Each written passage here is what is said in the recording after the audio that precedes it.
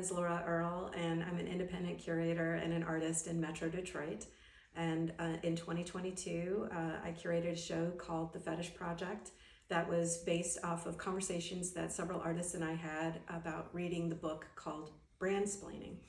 In the book Brandsplaining, we learned a lot about the many different ways that the media, advertising, marketing, and entertainment industries create narratives that we are all living in. We're inundated by these messages all the time, and the impact that that has on women, both individually from a very young age as girls and young women and up and through adulthood, but also the massive macro look at the impacts that that has on the planet itself. And so this piece kind of is speaking to both of those aspects.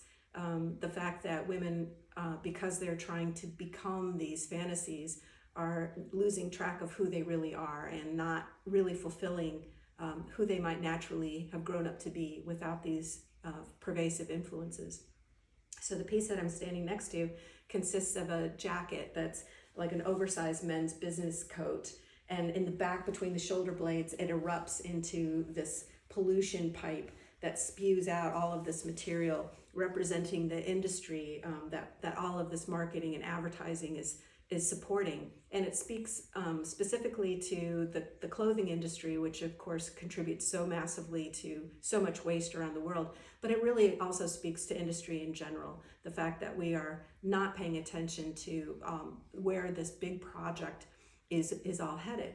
And if you look closely at the jacket, you'll see that the pinstriping is actually all the statistics from the book that explain how much control men still exert over these different media outlets and channels for distribution, creation and distribution of these messages. And then during the show, the model wearing the piece struggles her way out of the jacket and reveals her true form underneath, and she's dressed in something celestial and elegant and lightweight and something that doesn't obscure her form. And the idea that behind that was, I was thinking about how in movies there will often be this scene where a girl who's dressed so incredibly beautifully, she's exquisite, just the way a man would want her to look, is at some party or some event somewhere. And of course, she's not dressed appropriately and is cold or in some way needs to be further sheltered. And so the man removes his jacket and kind of puts it around her. And I thought about that as kind of a metaphor for the way that we're taught to understood that all of this is leading towards protection and nurturance. But the real effect of what's happening is something quite other, that it's actually undermining women's health and ability to live full lives.